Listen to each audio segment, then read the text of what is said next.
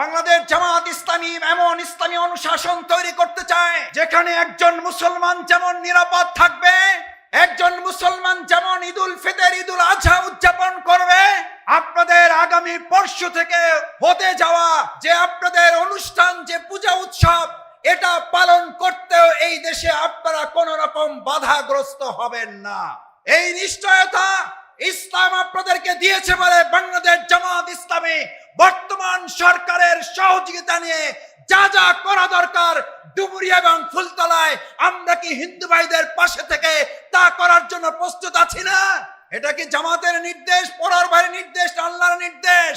আজ হিন্দু ধর্মাবলম্বী যারা আছেন আপনাদের কাছে জানতে চাই, এই 54 বছরে বাংলাদেশ জামাত ইসলামী আমাদের হিন্দু ধর্মাবলম্বী ভাই এবং বোনদের একটা জায়গা, একটা দোকান, একটা বাড়ি আমাদের দ্বারা কোথাও আঘাত প্রাপ্ত হয়েছে? বিভিন্ন সময় আওয়ামী লীগ, শেখ হাসিনা আমাদের নামে অপপ্রচার চালিয়েছে। জামাত বারবার চ্যালেঞ্জ করেছে, কোন চ্যালেঞ্জে প্রমাণ করা যায় নাই, বরং প্রত্যেকটাতে প্রমাণিত হয়েছে সেই সময় আওয়ামী লীগের দলীয় লোকেরা আমাদের হিন্দু ধর্মাবলম্বী ভাইদের উপরে নির্যাতন নিপীড়ন চালিয়ে তাদেরকে দখল করে রেখেছিল। দুনিয়ার কোন গুলি, দুনিয়ার কোন অস্ত্র, দুনিয়ার কোন অবৈধ কালো টাকা দিয়ে এই তরুণ যুবকদেরকে 2024 সালের জুলাই আগস্টে বিভ্রান্ত করা যায় নাই।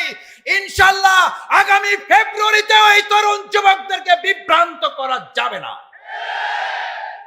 এই তরুণ যুবকেরা যদি এবার সিদ্ধান্ত নেয়, তাহলে আমাদের এবার আর কেন্দ্র দখলের কোন রক্ত চক্ষু দেখে এবার আর লাভ হবে না। তাহলে এবার আর অবৈধ কালো টাকা ছড়িয়ে আমাদের ভোট কেনা যাবে না। কারণ আমরা এবার রন্ধ্রে রন্ধ্রে ছড়িয়ে দেব আমাদের যে গোলাম পরোয়ার, সে যেমন এক পরোয়ার অধিকার আল্লাহ ছাড়া কাউকে ভয় করে না, আমরাও আজকে থেকে এক আল্লাহ ছাড়া আর কাউকে ভয় করি না। ডাক্তার শফিকুর রহমান মোহতারাম আমির জামাতের সবচেয়ে শক্তিশালী হাত হিসাবে অধ্যাপক মিয়া গোলাম পরোয়ারকে ডুমুরিয়া ফুলতলা থেকে বিজয় না করে আমরা ছাত্র যুবকরা ঘরে ফিরে যাব না।